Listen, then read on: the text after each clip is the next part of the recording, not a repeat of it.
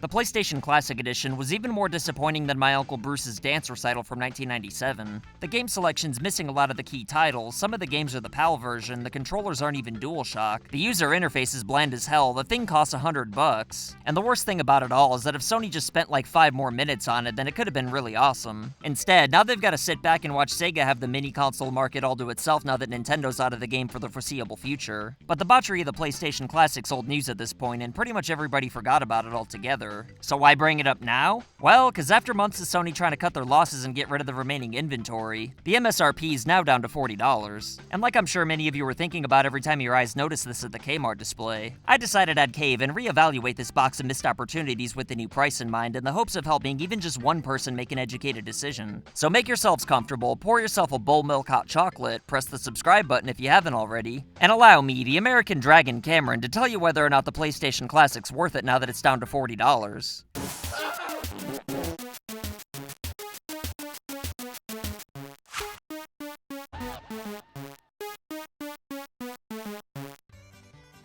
My biggest reason for refusing to buy a PlayStation Classic was that I didn't want to send Sony the message that producing crap was okay. In fact, I technically did pay $100 for one since I waited too long to cancel my pre-order. And when I went to Circuit City to get my money back, the guy already knew what I was returning before I even showed it to him because so many people had already done so earlier in the day. Thankfully, getting a refund wasn't an issue, but even with all the internet backlash, I was still a little surprised to see so many stacks of these collecting dust over the holiday season. I mean, I thought random dads and my neighbor Terry would have bought them at least, because I did see people looking at them fairly often. But I guess $100 was too hard to justify when Nintendo's cheaper and better classic editions were like 5 feet away. Then Sony panicked less than a month later and dropped the price to $60 just to clear the inventory out and break even, which I honestly thought would work on the average consumer making impulse buys. To be honest, even I thought about picking one up at $60, but I thought it'd be a little hypocritical given my harsh stance against it. So ultimately, I still thought $60 was encouraging Sony's bad behavior, but even though the average person wasn't aware of the system's shortcomings, it was still too expensive to get its fat ass off of store shelves. Sony even tried giving them away for free with the PS4 Pro, but people just didn't want to be seen leaving a store with one of these.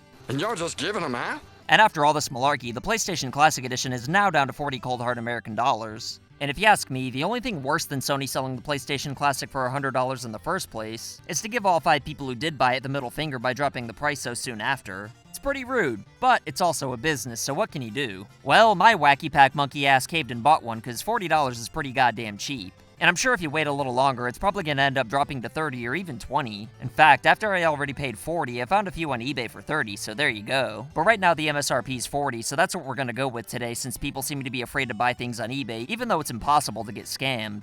Short story even shorter, I think if you could get the bad taste out of your mouth, then $40 is a pretty damn good deal. Because you're essentially paying $2 per game, and while this isn't the greatest lineup they could have come up with, it's still pretty goddamn impressive.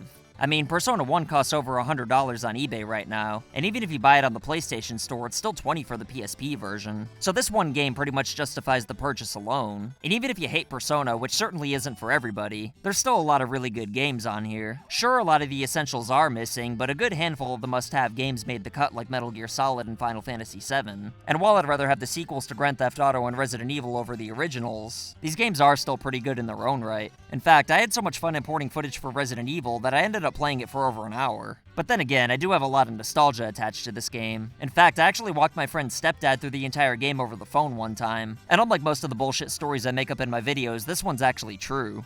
Yeah, it was definitely weird, alright. But even though Resident Evil 2 was way better than the first one, and it would have made a lot more sense with the remake coming out around the same time as the PlayStation Classic Edition, the first game's still pretty cool to have just for being historic, even though we all know the real reason Resident Evil 2 was left off was because the DualShock was missing. I'm not about to break all these games down in great detail though, because it'd really just be a waste of time. All you need to know is that even though I don't personally care about a game like Mr. Driller, the games are all still worth $2 each, and you gotta remember that the PlayStation Classic does come with 2 controllers. Plus, while the UI may feel phoned in, the actual console itself looks pretty friggin' good, and it displays rather nicely alongside your other classic consoles. It sucks that a good handful of the games are PAL versions for some reason, but if you're a bad little boy or girl, then you do have the option to hack it. Because of course Sony didn't do a good job at preventing that, which means you've got the option to add more games if you want. The only downside to that, though, is in my opinion, a hacked PlayStation Classic looks uglier than my ex-wife Chili's more attractive sister. Unlike the NES and Super Nintendo, the file sizes to PlayStation 1 games are much larger than they were with the NES and SNES. And even though it's nice that Sony was too lazy to prevent hacking, it's not at all surprising they didn't go out of their way to unnecessarily add more storage to accommodate games being illegally added to the PS1 Mini. So if you want more space to fit some extra games on there, then you're gonna have to have a USB drive sticking out of the second controller port. Most people don't mind this, and I'm sure I'm gonna get some heat in the comments for saying this, but to me, this just sucks. It screams bootleg, and there's nothing wrong with bootlegs per se, but if you're gonna have a classic console that looks so inauthentic and obviously pirated, then you might as well just use a Raspberry Pi. The whole point of playing classic consoles over emulators is that it's supposed to feel official and as close to the original hardware as possible. So if I can't play two-player games, then what's the point of even being alive anymore? Not that I even have any friends to play with in the first place, but I still want the option, damn it.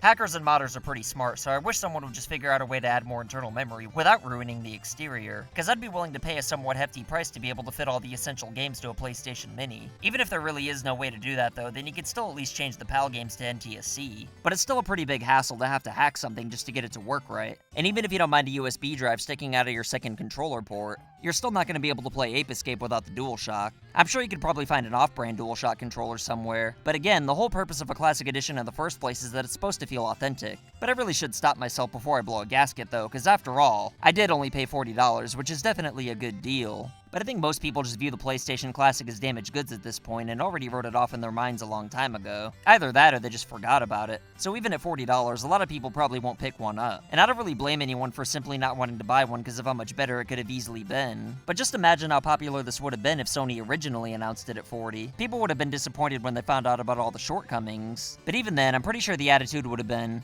well, it is $40, so I guess you get what you pay for. But since Sony did things in the opposite order, nobody wants to give it a chance. If you're curious about checking it out with the $40 price tag though, then I do think it's worth picking up, especially if it gets even cheaper. Because even though you'd technically be supporting a disaster, I think the damage has already been done and Sony's learned their lesson to either try harder next time should they make another one, or just don't bother at all. But I'll tell you two people who'd make excellent Classic Edition consoles are today's patrons of the day, John Polish Impossible to Say and Travis Denton. Or if you'd rather show support by picking a shirt or mug up, then send pictures or videos of you rocking it to make a cameo like these badasses right here. What do you think about the PlayStation Classic though? Is $40 cheap enough for you to make peace with how hard Sony botched it? Or are you just completely over it at this point? Either way, let me know what you think in the comments below and I'll try my goddamnedest to respond to everybody. Don't forget to subscribe and click the bell to see more videos like this. And if you want to help this channel grow, then simply liking and sharing goes a long way. My name's Cameron and I'll see you next time. So I want to say thank you to your loyalty, thank you for your support.